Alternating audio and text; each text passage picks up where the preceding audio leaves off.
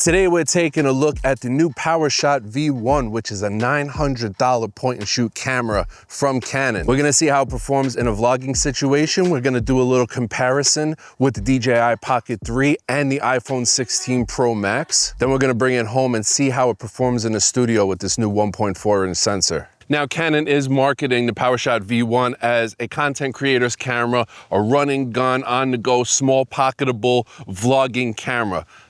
Does it have all the criteria for that? Well, we do have a great focal range of 16 to 50, but that's actually in photo mode. In video mode, crops in just a little bit, 17 to 52, which is great. You're seeing it at its widest right now. And we also have digital image stabilization enabled, not the enhanced mode, just the regular mode, just level 1. Gotta be honest, the image stabilization is probably the one caveat that I would say is just not fantastic with this camera. Now, if you're just filming yourself, walking slow, this is gonna work out perfectly fine. If you're doing a David Dobrik style vlog where you're just hanging out with friends and you just wanna have a camera on you at all times and you're doing interesting things, this camera's gonna be fine. But if you are a walker talker and this is how your videos are right here, where you're just walking around, it's a little shaky, it's a little wobbly, it's a little shaky. But we do have enhanced digital image stabilization, which is gonna crop in quite a bit more and you're gonna lose a lot of this focal range. So let's stay exactly right here, arm fully reached out, and now we'll switch over to enhanced. And there we go. So that's the crop you're gonna get with enhanced, although the image stabilization is much better. Is it still plenty wide enough? Yeah. I think you're looking at about a 24 mil right now, so works for me. I don't know if it works for you or not. This is probably the mode that I would be using if I was in a vlogging situation.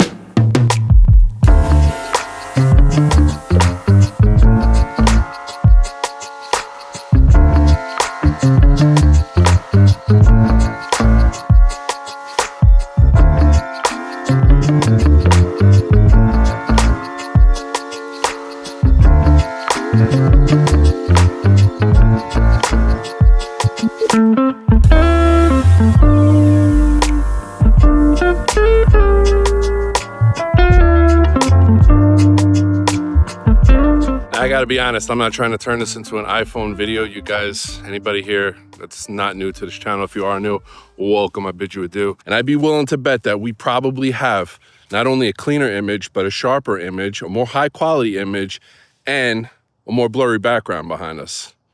I think so, am I right? With the Canon, we have a big, beautiful flip screen. We have a great focal range from 17 to 52.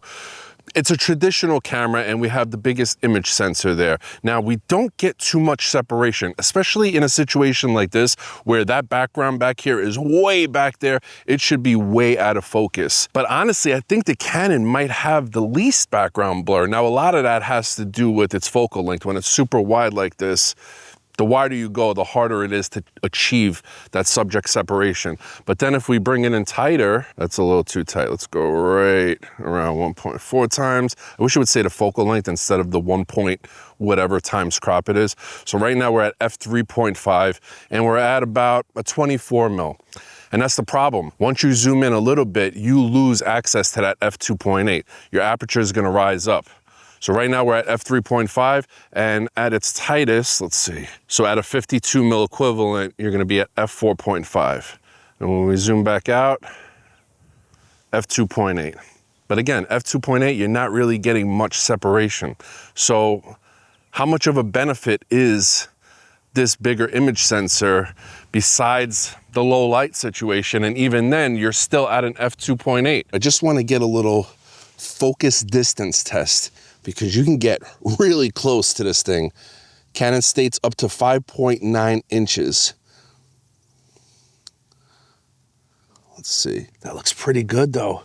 Let's see if we zoom in a little bit. What are we working with? Oh yeah, we lose it. Now with hand holding your camera, meaning actually hand holding the body and not using some kind of vlogging tripod like we have here, this is typically the route that I choose to go, because most point and shoot cameras are gonna start at 24 mil. Even 20 mil with some kind of digital image stabilization or crop or whatever it may be is a little too tight, in my opinion, to just handhold the body of the camera. But with the V1 being 16 mil, it's pretty comfortable to just hand hold this thing, fold it right back up, flip the screen close, and put it in your pocket and be on your way.